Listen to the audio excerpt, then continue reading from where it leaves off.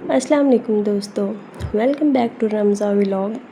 آج کا دن میرے لیے بہت ہی مشکل تھا کیونکہ آج ہماری کام والی نہیں آئی تھی، اس لیے گھر کے سارے کام مجھے خود کرنے پڑے۔ سچ بتاؤں تو میں بہت تھک گئی ہوں، لیکن سوچا آپ سب کو بھی اپنا پورا دن دکھاؤں۔ اگر آپ کو ایسی فیملی ولاگنگ پسند ہے تو ویڈیو کو لائک کریں اور چینل کو سبسکرائب کریں اور بیل آئیکن ضرور دبا دیں۔ چلیے شروع کرتے ہیں۔ آج صبح میں جلدی اٹھ گئی اور میں نے اپنی چادر وغیرہ بستر وغیرہ صاف کیا، پلوز کو اپنی جگہ پہ رکھا اور اپنے روم کی تھوڑی سی سیٹنگ کی۔ ہر چیز کو اس کی اپنی جگہ پہ رکھا۔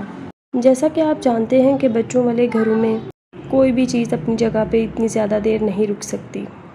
اپنی بیٹی کی پنیں اٹھائیں، دراز کے اندر رکھیں، فیڈروں والی ٹوکری خالی کی اور اب فل اپنے روم کو سیٹ کیا۔ یہ ٹوائے پڑا ہوا تھا، اس کو بھی سائڈ پہ رکھا، اپنا روم بالکل سیٹ کر دیا۔ اب میں آ گئی سائڈ ٹیبل کی طرف۔ سائڈ ٹیبل کے اوپر کچھ پنس پڑی ہوئی تھی، ان کو میں نے دراز میں رکھا۔ آج کام والی نہیں تھی تو اس لیے ہر کام خود کرنا تھا۔ پھر میں نے اپنے بچوں کے لیے ناشتہ بنایا، ان کو ناشتہ کروایا۔ روم کی صفائی کے بعد تھوڑا بہت خود ناشتہ کیا، ساتھ میں نے چائے بنا لی۔ چائے تو ضروری ہوتی ہے نا، ٹی لورز کو تو پتہ ہوگا کہ تھکاوٹ اتارنے کے لیے۔ ہمارا چولہا خراب تھا، وہ بھی مستری آیا، اس نے ٹھیک کیا۔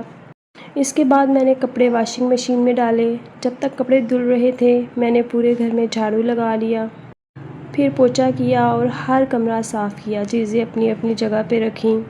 کبھی کبھی تو ایسا لگتا ہے کہ صفائی کبھی ختم نہیں ہو سکتی، لیکن جب گھر صاف ہو جاتا ہے تو دل کو سکون آ جاتا ہے۔ کپڑے میں نے واشنگ مشین میں ڈالے تھے آٹو میں، اس میں دھونے بہت آسان ہوتے ہیں۔ بس کپڑے ڈالو، ان کو صرف دو، ٹائمر دو اور کپڑے دھل کے باہر۔ آپ میں سے کس کس کے پاس آٹو واشنگ مشین ہے کومنٹ باکس میں ضرور بتائیے گا، اور آپ کو اس کی کتنی ایزینس ہے یہ بھی بتائیے گا۔ اب میں آ گئی اپنے کچن میں۔ آپ دیکھیں کتنا میسی ہوا پڑا ہے کچن۔ سارے برتن واش کیے۔ اتنے سارے کام کرنے کے بعد واقعی جسم میں بالکل بھی طاقت نہیں بچی تھی، لیکن گھر کے کام تو کرنے ہی ہوتے ہیں نا۔ ایٹ دا اینڈ میرے سارے برتن واش ہو چکے تھے اور کچن بھی بہت اچھے سے صاف ہو چکا تھا۔ میں آپ کو ایک اچھی بات بتاتی ہوں، اپنی زندگی میں کبھی بھی کسی پہ ڈیپینڈ نہ کریں، کسی بھی چیز کو لے کے۔ جب بھی دعا مانگے اللہ تعالیٰ سے یہی دعا مانگے کہ کبھی بھی کسی بھی چیز کے لیے اللہ تعالیٰ آپ کو کسی کا بھی اپنے سوا محتاج نہ کریں، کیونکہ محتاجی بہت بڑا عذاب ہوتی ہے۔ بہت اچھے سے سارے برتن واش ہو چکے ہیں، آپ دیکھ سکتے ہیں۔ ساتھ ہی میں نے دیکھا کہ میرے کپڑے واش ہو چکے ہیں تو میں نے ان کو سوکھنے کے لیے ڈال دیا۔ یہ دیکھیں میں نے صرف مشین کے اندر صرف ڈالی تھی اور کپڑے کتنے اچھے سے صاف ہو گئے۔ اب میں نے رات کی ہانڈی بنانے کی تیاری شروع کر دی۔ آج میں نے سادہ لیکن مزیدار کھانا بنایا، سبزی کاٹی، سالن تیار کیا۔ آج میں نے سادہ سا سالن بنایا، چنے کا سالن۔ اس میں نے پیاز اور لہسن کاٹ کے اکٹھا ڈال دیا پریشر کوکر کے اندر۔ چنے اور دالیں بنانے کا یہی فائدہ ہوتا ہے کہ وہ جلدی سے ریڈی ہو جاتی ہیں اور اتنی زیادہ محنت بھی نہیں کرنی پڑتی۔ ساتھ ساتھ میرے 2 چھوٹے بچے ہیں، میں ان کو بھی دیکھ رہی تھی۔ واقعی بہت مشکل ہے گھر کے ساتھ بچوں کو بھی مینیج کرنا، اٹس ٹو ڈیفیکلٹ۔